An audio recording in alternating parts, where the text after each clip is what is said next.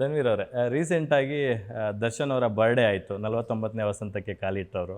For the first time 48 ವರ್ಷಗಳಿಂದ ಇಲ್ಲದೇ ಇರ್ತಕ್ಕಂಥದ್ದು ಫಸ್ಟ್ ಟೈಮ್ ಅವರ ಅನುಪಸ್ಥಿತಿಯಲ್ಲಿ ಅಭಿಮಾನಿಗಳು ಅದನ್ನು ಸೆಲೆಬ್ರೇಟ್ ಮಾಡಿದ್ರು. ನೀವು ಕೂಡ ಅದಕ್ಕೊಂದು ಟ್ರಿಬ್ಯೂಟ್ ಕೊಟ್ರಿ ಸಿನಿಮಾ ಟೀಮ್ ಕಡೆಯಿಂದ, ನಿಮ್ಮ ಕಡೆಯಿಂದ. ನೀವೇ ವಾಯ್ಸ್ ಓವರ್ ಕೂಡ ಕೊಟ್ಟಿದ್ರಿ.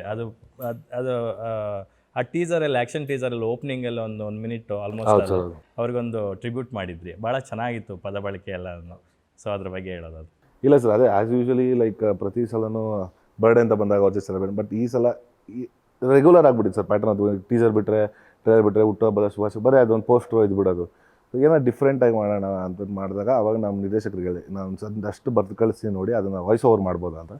ಸರಿ ಸರ್, ಅದು ಮಾಡೋಣ, ಪ್ಲ್ಯಾನ್ ಮಾಡೋಣ ಅಂದ್ಬಿಟ್ಟು, ಸೊ ಅದನ್ನು ಆ ಥರ ಈ ಸಲ ಟ್ರಿಬ್ಯೂಟ್ ಕೊಡೋಣ ಅಂದ್ಬಿಟ್ಟು ಮಾಡಿತ್ತು ಅಷ್ಟೇ. ಬಟ್ ವೆರಿ ಮೀನಿಂಗ್ಫುಲ್ಲು, ತುಂಬ ಇಂಟೆನ್ಸ್ ಆಗಿತ್ತು, ಮನಸ್ಸಿಗೆ ನಾಟುವಂಗಿತ್ತು ಪದ ಬಳಕೆ ಮತ್ತು ನಿಮ್ಮದು ವಾಯ್ಸ್ ಓವರ್. ಅದು ವಾಸ್ತವಾಂಶ ಇತ್ತಲ್ಲ ಸರ್, ಅದು ಸತ್ಯವಾಗಿತ್ತಲ್ಲ, ಅದಕ್ಕೆ ಅದನ್ನು ನೀಟಾಗಿ ಬರೆದು ಮಾಡಿ. ಫ್ಯಾನ್ಸ್ ಎಲ್ಲ ಏನಂದ್ರು? ನಿಮ್ಮ ಫ್ಯಾನ್ಸು, ಡಿ ಬಾಸ್ ಫ್ಯಾನ್ಸ್ ಎಲ್ಲ? ಇಲ್ಲ, ತುಂಬ ಅದೇ ನೀವು ಹೇಳ್ದಂಗೆ ಸರ್, ಹಾರ್ಟ್ ಟಚಿಂಗ್ ಲೈನ್ಸ್ ಇದ್ದೋಣ, ತುಂಬ ಖುಷಿ ಆಯಿತು. ಒಳ್ಳೆದಾದ್ರೆ ಸಾಕಲ್ಲ ಸರ್, ಅಷ್ಟೇ ನೀನು. ಓಕೆ, ಲಾಸ್ಟ್ ಸಿನಿಮಾಗೆ ದರ್ಶನ್ ಸರ್ ನಿಮ್ಮ ಜೊತೆ ಇದ್ದರು. ವಾಮನ ಸಿನಿಮಾಗೆ ಪ್ರಮೋಷನ್ಸ್ಗೆಲ್ಲ ಅಂದರೆ ನಿಮ್ಮ ಹೆಲ್ಪ್ ಮಾಡಿದ್ರು ಅನ್ನೋದಕ್ಕಿಂತ ಹೆಚ್ಚಾಗಿ ಯಾವಾಗಲೂ ನಿಮ್ಮ ಜೊತೆ ಇರ್ತಾರೆ. ನೀವು ಅವ್ರ ಜೊತೆ ಇರ್ತಾರೆ, ಅವ್ರು ನಿಮ್ಮ ಜೊತೆ ಇರ್ತಾರೆ ಯಾವಾಗಲೂ.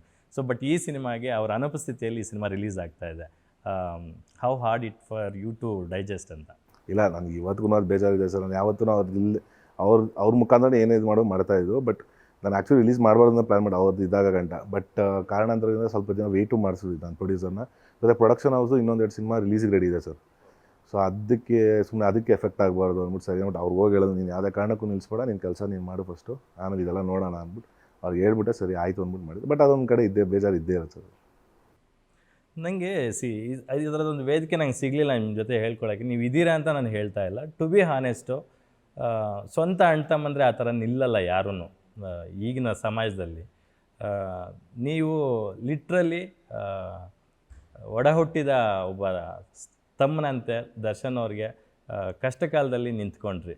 ಅದನ್ನು ತುಂಬ ಜನ ರಾಮ ಲಕ್ಷ್ಮಣ ಅಂತೆಲ್ಲ ಮಾತಾಡ್ತಾರೆ.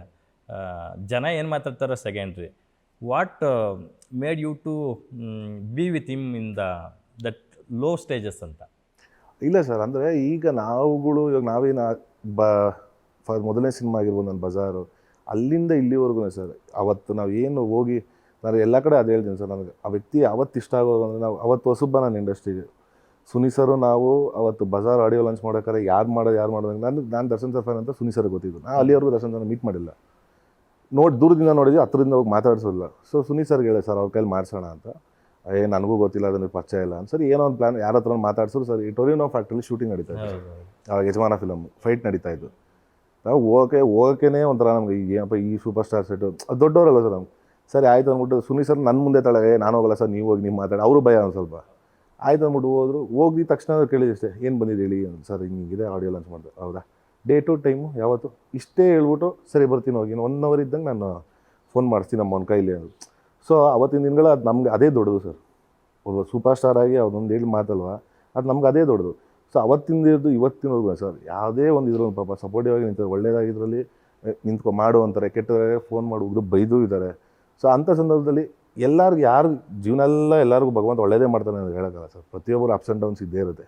ಹಂಗಂದ್ಬಿಟ್ಟು ಕಷ್ಟ ಅಂತ ಬಂದಿದ ತಕ್ಷಣ ಆಯಪ್ಪ ನಮಗೆ ಮಾಡಿದ್ರೆ ಮರಿಬಾರ್ದಲ್ಲ. ಅವತ್ತು ಅವ್ರ ಜೊತೆ ಕುತ್ಕೊಂಡು ತಿಂದಿರ್ತೀವಿ, ಏನೇನೋ ಎಂಜಾಯ್ ಮಾಡ್ತೀವಿ, ಆ ಮೂಮೆಂಟ್ಸ್ ಎಲ್ಲ ಮರ್ತು ಬಿಡ್ತೀರಾ ಅಷ್ಟು ಬೇಗ ಅಂತ ನಾವು ಕೇಳೋದು ಸರ್. ಗ್ರ್ಯಾಟಿಟ್ಯೂಡ್ ನಿಜವಾಗ್ಲೂ ಪ್ರತಿಯೊಬ್ಬರಿಗೂ ಇರಬೇಕು ಸರ್, ಯಾರದೇ ಆಗಲಿ ಇರಬೇಕು. ಅದೇ ಮನುಷ್ಯತ್ವದ ಗುಣ ಅಲ್ವಾ. ಅದನ್ನು ಮರ್ತಿ ಯಾವತ್ತು ನಾವು ಮುಂದಕ್ಕೆ ಹೋಗ್ತೀವಲ್ಲ ಸರ್, ಜೀವನದಲ್ಲಿ ಏನಾದರೂ ವೇಸ್ಟ್ ಇಲ್ಲ. ಇಲ್ಲಿ ಯಾರನ್ನೋ ಮೆಚ್ಚಕ್ಕೆ ಹೋಗ್ಬಿಟ್ರು, ಅಲ್ಲಿ ಒಬ್ಬನ ಮೆಚ್ಚಿಸಿದ್ರೆ ಸಾಕು ಸರ್, ಇನ್ನೇನು ಬೇಡ. ಒಳ್ಳೆ ಮಾತನ್ನು ಹೇಳಿದ್ರಿ, ತುಂಬ ಜನಕ್ಕೆ ಟಚ್ ಆಗುತ್ತೆ. ನಿಮ್ಮೂರಿನಿಂದ ವಿಶ್ವ ಮಟ್ಟದವರೆಗೆ ರಾಜಕೀಯ, ಸಿನಿಮಾ, ಸ್ಪೋರ್ಟ್ಸ್ ಯಾವ ಸುದ್ದಿಯೂ ಮಿಸ್ ಆಗಲ್ಲ. ಬರೀ ಸುದ್ದಿಯಷ್ಟೇ ಅಲ್ಲ, ಜೊತೆಯಲ್ಲೇ ಇರುತ್ತೆ ವಿಶ್ಲೇಷಣೆ. ಗ್ಯಾರಂಟಿ ನ್ಯೂಸ್ನ ಸಬ್ಸ್ಕ್ರೈಬ್ ಮಾಡಿ, ಫಾಲೋ ಮಾಡಿ, ಕ್ಷಣ ಕ್ಷಣದ ಅಪ್ಡೇಟ್ಸ್ ಪಡೆಯಿರಿ.